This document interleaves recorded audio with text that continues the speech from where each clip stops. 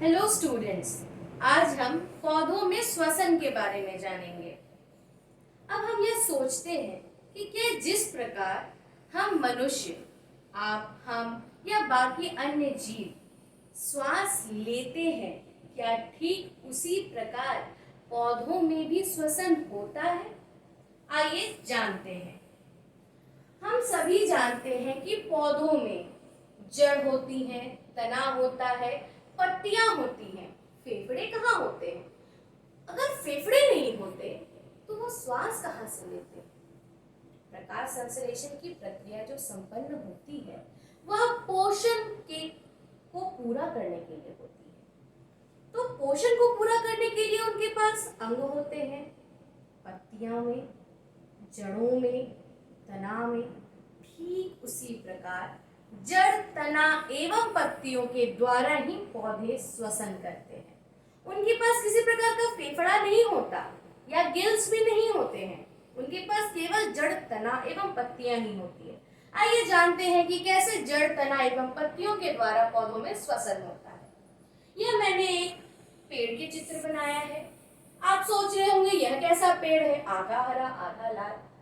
यह रात का समय है। हम आप ऑक्सीजन लेते हैं, कार्बन डाइऑक्साइड छोड़ देते हैं, क्योंकि कार्बन डाइऑक्साइड हमारे लिए हानिकारक है। परंतु इसको फिल्टर करके ऑक्सीजन कौन बनाता है? पेड़ पौधे। हम आप श्वसन इसलिए कर पाते हैं क्योंकि पेड़ पौधों में श्वसन होता है। रात के समय पेड़ के नीचे मत जाना, पेड़ के नीचे मत सोना, बड़े बुजुर्ग कहते हैं। क्यों? क्योंकि रात में पेड़ पौधे मनुष्य बन जाते हैं। मनुष्य बन जाते हैं इसका क्या मतलब है? क्या वह हमारी तरह चलने लगते हैं या हमारी तरह दिखने लगते हैं? नहीं, वह हमारी तरह श्वसन करने लगते हैं, यानी कि वह O2 लेने लगते हैं, यानी कि ऑक्सीजन, और कार्बन डाइऑक्साइड छोड़ने लगते हैं, जो हम आप करते हैं। परंतु दिन में यह नहीं होता। दिन में यही पौधा हमें कार्बन डाइऑक्साइड लेता है हमसे और हमें ऑक्सीजन देता है। इसी कारण हमें पर्याप्त मात्रा में ऑक्सीजन मिलती रहती है। कहा जाता है कि पेड़ पौधे लगाओ, काटो नहीं। अगर एक काटो तो 10 लगाओ, ताकि हमें ऑक्सीजन की कोई कमी ना हो। अब क्या पत्तियों के द्वारा जो पोषण की प्रक्रिया संपन्न होती है, ठीक उसी प्रकार श्वसन भी होता है?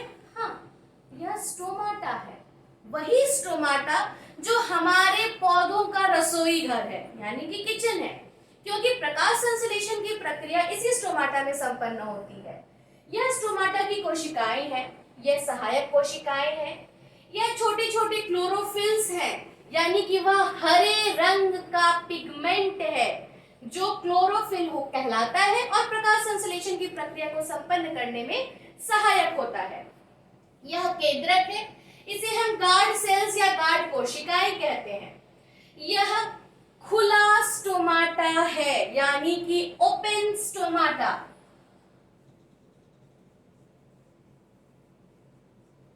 और यह बंद स्टोमाटा है, यानी कि क्लोज्ड स्टोमाटा। जैसे हम श्वास लेते हैं तो हमारे चेस्ट में भार आता है, और जब हम श्वास छोड़ते हैं तो हमारे चेस्ट दब जाते हैं। हमारा रिब्स फैलता है और सिकुड़ता है, हमारे लंग्स फूलते हैं और पिचकते हैं। ठीक उसी प्रकार श्वसन एवं पोषण की प्रक्रिया के दौरान जब विसरण यानी कि डिफ्यूजन संपन्न होता है तो यह गार्ड सेल्स फूलते और पिचकते हैं, जिसके परिणाम स्वरूप स्टोमाटा बंद होता है एवं खुलता है। पौधों में, पत्तियों में स्टोमाटा के द्वारा श्वसन होता है, यानी कि पत्तियां स्टोमाटा के द्वारा श्वसन करती हैं। परंतु तना भी श्वसन करता है, तना में भी श्वसन होता है। आप जानते होंगे, 9वीं कक्षा में पढ़ाया है हमने कि एपिडर्मल कोशिकाओं से घिरा होता है पौधा, यानी कि पौधा की बाहरी सतह पर एपिडर्मल कोशिकाएं उपस्थित होती हैं। कुछ पौधों के तना बहुत मोटे होते हैं, बार्क छाल बहुत मोटा होता है, वहां तना के द्वारा श्वसन थोड़ा कठिन होता है। परंतु जिन पौधों में तना बहुत कोमल होता है, अत्यंत मध्यम कोमल होता है, वहां श्वसन की प्रक्रिया वहां आसान हो जाती है। यहाँ वात रंध्र उपस्थित होते हैं, तना में वात रंध्र उपस्थित होता है, जिन्हें हम लेंटिकल्स भी कहते हैं। यही लेंटिकल्स मदद करता है तना के द्वारा पौधों में श्वसन की प्रक्रिया को संपन्न करने के लिए। जड़ के द्वारा भी पौधों में श्वसन होती है। जड़ में एपिडर्मल कोशिकाएं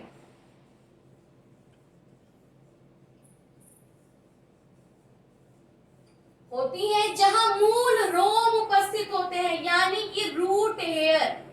आप कभी भी किसी भी छोटे पौधों को जब डी रूट करते हैं या जड़ से उखाड़ते हैं मिट्टी सहित और तब उसकी मिट्टी को झाड़ते हैं, तो आपने अक्सर देखा होगा कुछ मोटे जड़ होते हैं, कुछ घने जड़ होते हैं, यानी जड़ के भी अलग अलग प्रकार होते हैं। उसमें कई छोटे छोटे छोटे छोटे बाल, ऐसे रेशे निकले होते हैं। उन्हीं रेशों को हम मूल रोम कहते हैं।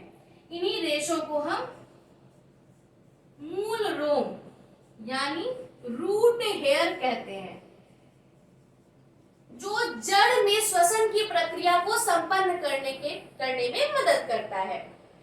कुछ पौधे ऐसे भी होते हैं जो कि स्थल पर, जमीन पर ना होकर के पानी के भीतर होते हैं। वैसे पौधों को हम जलीय पौधे या एक्वाटिक प्लांट्स कहते हैं। अब हम तो यह समझ जाते हैं कि हम जब श्वसन की प्रक्रिया को संपन्न करते हैं तो कार्बन डाइऑक्साइड बाहर फेंकते हैं एवं ऑक्सीजन लेते हैं। ठीक यह क्रिया विपरीत होती है पौधों में। पौधे कार्बन डाइऑक्साइड लेते हैं और ऑक्सीजन छोड़ते हैं ताकि हमें पर्याप्त मात्रा में ऑक्सीजन मिल सके। परंतु रात के समय यह क्रिया उल्टी हो जाती है, यानी उनमें हमारी ही तरह श्वसन होने लगता है। वह ऑक्सीजन को लेने लगते हैं और कार्बन डाइऑक्साइड को छोड़ने लगते हैं। परंतु यह नीम के पौधों में नहीं होता है।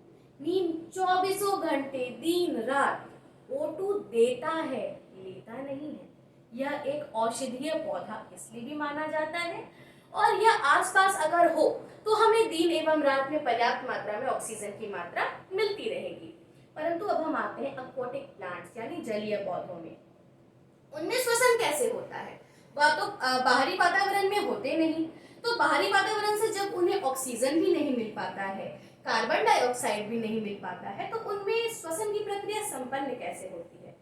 उस वक्त जल में उपस्थित कार्बन डाइऑक्साइड और ऑक्सीजन जो डिसॉल्व्ड होता है, मिला हुआ होता है, घुला होता है, उन्हें वह श्वसन की प्रक्रिया को संपन्न करने में उपयोग में लाते हैं।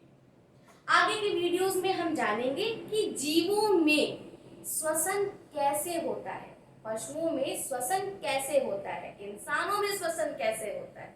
हमने पिछली वीडियोस में मनुष्य के श्वसन तंत्र के बारे में जाना था। अब यह श्वसन तंत्र क्रिया कैसे करती है, यह बात हम अगली वीडियो में जानेंगे। धन्यवाद।